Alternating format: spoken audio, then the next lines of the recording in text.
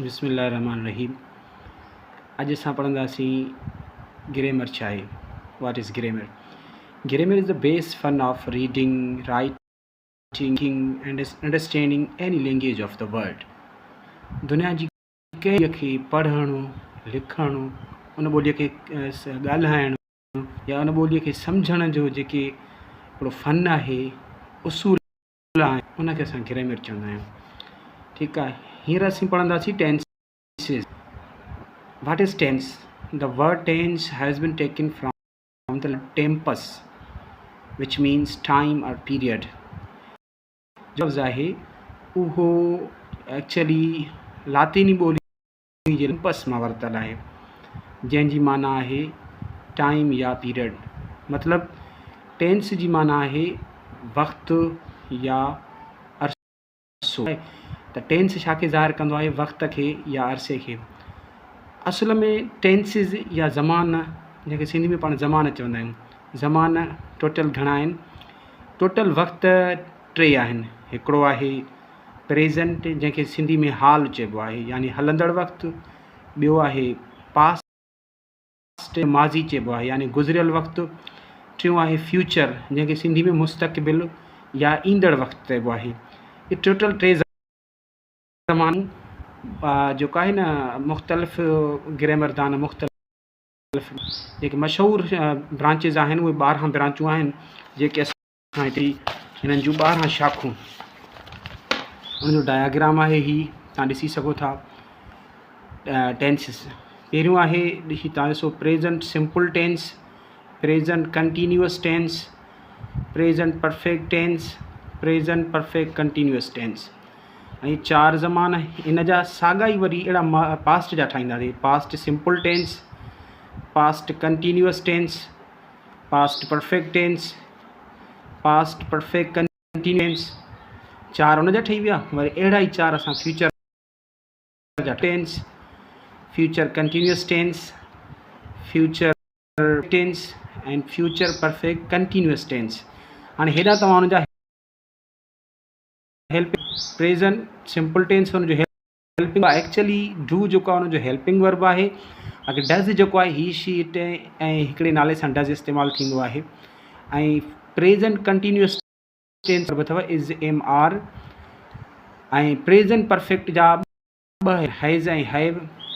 Present perfect continuous tense जा helping verb been ऐं have been. ठीकु आहे। ऐं पास्ट सिंपल जो हेल्पिंग वर्ब आहे डिड। पास्ट कंटीन्यूअस जा हेल्पिंग वर्ब आहिनि वज़ ऐं वर, या हिनखे वज़ बि पढ़ंदा आहिनि, सिंगुलर सां वज़ ऐं प्लूरल सां वर। ठीकु आहे। उन खां पोइ पास्ट परफेक्ट टेंस आहे, जंहिंजो हेल्पिंग वर्ब आहे हैड। ऐं परफेक्ट कंटीन्यूअस टेंस, उनजो हेल्पिंग वर्ब आहे हैड बिन। फ्यूल इन जा 2 हेल्पिंग वर्ब आहिनि, शल ऐं विल। आई ऐं वी सां शल, बाक़ी सभिनी सां विल। ठीकु आहे। फ्यूचर कंटीन्यूअस टेंस जा 2 हेल्पिंग वर्ब आहिनि, शल बी ऐं विल बी। उन खां पोइ आहे फ्यूचर परफेक्ट टेंस, उन जा जेका हेल्पिंग वर्ब आहिनि शल हैव ऐं विल हैव। ऐं आख़िरी आहे फ्यूचर परफेक्ट कंटीन्यूअस टेंस, इन हेल्पिंग वर्ब आहिनि शल हैव ऐं विल हैव बिन। हाणे सिंधीअ में असां हिननि ज़माननि खे कहिड़नि नालनि सां यादि कंदा आहियूं, सुञाणियूं कीअं? सिंधीअ में छा छा ईंदो आहे? पहिरियों ज़मानो आहे ज़माना हाल सादो, जंहिंखे असां अंग्रेज़ी में छा चयोसीं? Present simple tense. सिंधीअ में इन जी निशानी अथव, हीअ निशानी आहे दो आहियां, दा आहियूं, दा आहियूं, दो आहे, दी आहे वग़ैरह। ऐं थो, था, थी वग़ैरह बि हिन ज़माने में इस्तेमालु थींदा अथव, पर मोस्ट कॉमन ही ज़मानो आदत खे ज़ाहिर कंदो आहे, इन जे करे मां हिन जूं ही लिखिया आहिनि, निशान लिखियूं आहिनि। ॿियो ज़मानो आहे ज़मान हाल जारी, जंहिंखे असां प्रेज़ेंट कंटीन्यूअस टेंस चयोसीं। इन जूं निशानी अथव थो पियो, था पिया, या थियूं पियूं, थी पई, या रहियो आहियां, रहिया आहिनि वग़ैरह वग़ैरह, या रहियूं आहिनि। ठीकु आहे। ज़मान हाल कामिल यानी प्रेज़ेंट परफेक्ट टेंस, इन जो निशानी अथव चुकी आहे, या चुको आहियां, या चुका आहिनि, यानी अलिफ वाव या बि हुजेसि ऐं आहे आहिनि वग़ैरह बि हुजेसि।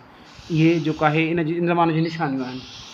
ठीकु आहे। इन खां पोइ जेको आहे ही ज़मान आहे ज़मान हाल कामिल जारी, यानी प्रेज़ेंट परफेक्ट टेंस। हिन ज़माने जो जेको हेल्पिंग वर्ब आहे उहो आहे प्रेज़ेंट परफेक्ट टेंस, जेको आहे ज़मान हाल कामिल जारी पए चुको आहे, या पए मन सां हिनखे इन तरीक़े सां इस्तेमालु कंदा आहियूं। ज़मान माज़ी सादो यानी पास्ट सिंपल टेंस। इन जी जेका निशानी अथव न सिंधी में अलिफ वाह या ईंदसि ओ ए हा, जीअं इहे घर व या आख़िर में या अची वई, ही घर व यो आख़िर में वाव अची वियो, हूअ घर व ई या हुन मानी खाधी आख़िर में या अची वई। ठीकु आहे, इहे आख़िर में अलिफ वाह या ईंदा अथव ज़मान माज़ी सादे में। उन खां पोइ ज़मान माज़ी जारी यानी पास्ट कंटिन्यूअस टेंस। हिन ज़माने जी निशानी अथव रहियो हुयो या रहिया हुआ। ज़मान माज़ी कामिल यानी पास्ट परफेक्ट टेंस। हिन ज़माने जी निशानी अथव चुको हुयो, ही चुको आहे न, चुको हुयो, चुको हुयुमि यानी अलिफ वाह या ऐं हुया वग़ैरह। ही हिते ग़लति लिखियलु आहे, जेका उन जी निशानी इहो आहिनि। ज़मान माज़ी कामिल जारी पए कयो हुयो, पए कयो हुयो। ज़मान मुस्तक़बिल सादो दुस या दुम आख़िर में हरफ़ इलत जो अलिफ वाह या ईंदो, जीअं मानी खाईंदुस खाईंदुमि। ठीकु आहे, या उहे घर वीन दा अलिफ अची वियो।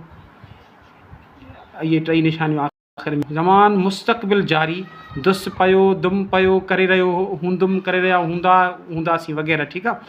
ज़मान मुस्तक़बिल कामिल चुकंदो ऐं ज़मान मुस्तक़बिल कामिल जारी ऐं चुकंदो पियो। असल में इहे ज़माना सिंधीअ में अक्सर इलाही घटि इस्तेमालु थींदा आहिनि।